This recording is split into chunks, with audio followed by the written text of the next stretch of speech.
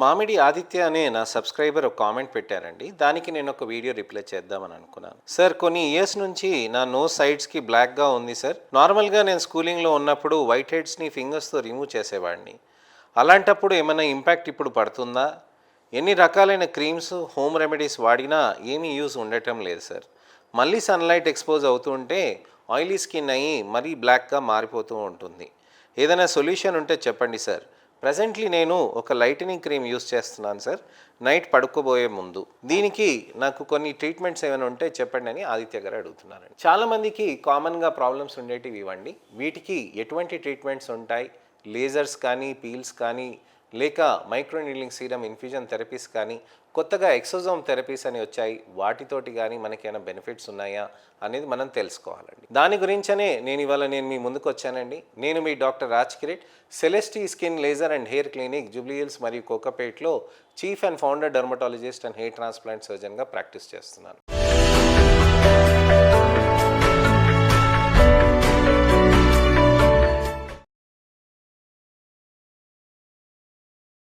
చాలామందికి నలుపు ఇప్పుడు ఆదిత్య గారు చెప్పారు కదండి, అలా ప్రాబ్లమ్స్గా మారుతూ ఉంటుంది.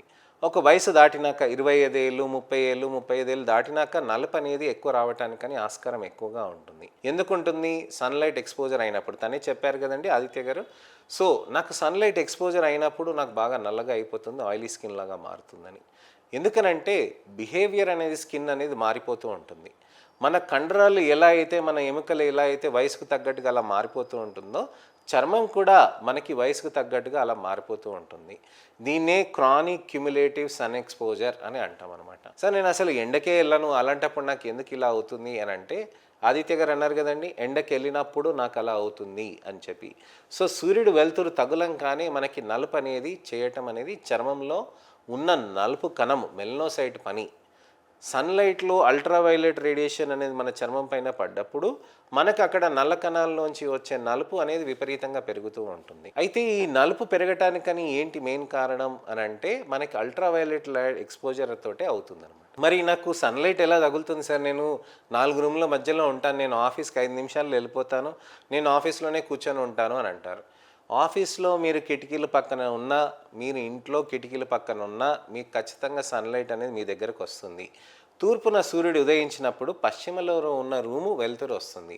ఎలా వస్తుంది? పశ్చిమలో రూమ్లో ఉన్న వెలుతురు అక్కడ చర్మము లోపలికి అక్కడికి పెనిట్రేట్ అవుతూ ఉంటుంది. లైట్ రిఫ్లెక్షన్ ప్రాపర్టీస్ అనేటివి ఉంటాయండి. అంటే ఒక చోట పడ్డప్పుడు రిఫ్లెక్ట్ అయ్యి ఇంకో చోట వస్తుంది. అలానే సూర్యుడు 12 గంటలకి పైన ఉంటాడు, రూఫ్ పైనకే ఉంటాడు. అలాంటప్పుడు రూమ్ లోపలికి వెలుతురు ఎలా వస్తుంది? అంతా రిఫ్లెక్షన్ అవుతుందన్నమాట. అలా రిఫ్లెక్షన్ అవ్వటంతో అల్ట్రావైలెట్ రేడియేషన్ కూడా ఆ విజిబుల్ లైట్ తోటి వచ్చి మన చర్మం పైన పడుతూ ఉంటుంది. అందుకోసం మీరు గమనిస్తే, మీరు బీచ్కి వెళ్ళినప్పుడు సన్లైట్ తగ్గిపోయి ఉండొచ్చు, కానీ చర్మం పైన నలుపు వస్తూ ఉంటుంది. బీచెస్ కానీ, స్నో పైనకి వెళ్ళినప్పుడు, కొండల పైనకి వెళ్ళినప్పుడు అల్ట్రావైలెట్ రేడియేషన్ అనేది పెరుగుతూ ఉంటుంది. గ్లోబల్ వార్మింగ్ అవుతుంది కదండి. అంటార్క్టికాలో, ఆర్క్టికాలో మనకి చెట్లు పెరుగుతున్నాయి కదా, ఐస్ గడ్డలు కరిగిపోయి మరి భూమి అంతా ఎక్స్పోజ్ అయ్యి అది అవుతుంది. అలాంటప్పుడు ఈ అల్ట్రావైలెట్ రేడియేషన్ అనేది కూడా ఇండియాలో బాగా పెరిగిపోతుంది. ఇంటెన్సిటీ ఆఫ్ అల్ట్రావైలెట్ రేడియేషన్స్ పెరగటంతో చర్మంలో అక్కడ మనకి బాగా నలుపుగా పెరిగిపోతుంది. అల్ట్రావైలెట్ ఇండెక్స్ అని మీరు ఒకసారి గూగుల్ చేయండి. Ultraviolet index of Hyderabad, ultraviolet index of Vizag, ultraviolet index of Karimnagar, Warangal, అలానే అల్ట్రావైలెట్ ఇండెక్స్ ఆఫ్ నెల్లూరు. మీరు గూగుల్ చేస్తే ఆ రోజు పర్టికులర్గా ఇండెక్స్ ఎంత ఉందనేది మీకు తెలిసిపోతూ ఉంటుంది. సో ఆ ప్రకారంగా మనం గమనించుకోవాలండి.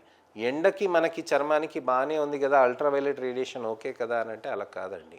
మీకు వైటమిన్ డి సింథసిస్ కావాలంటే పొట్టపైన, కాళ్ళపైన చూపించుకోవచ్చు, కానీ మీరు ముఖం పైన చూపించుకొని నలుపు తెచ్చుకోవాల్సిన అవసరం లేదు. సో ఖచ్చితంగా sunscreens, night time serums, moisturisers, అలానే tablets, glutathione, vitamin C tablets ఇవన్నీ చేసుకోవచ్చు. దీనితో పాటు ఇప్పుడు ఆదిత్య గారు చెప్పిన దానికి ఏంటంటే, మనకి సొల్యూషన్స్ ఏమేమి ఉన్నాయని. మనకి మంచి ఐవి గ్లూటథైన్ థెరపీస్ అని ఉంటాయండి.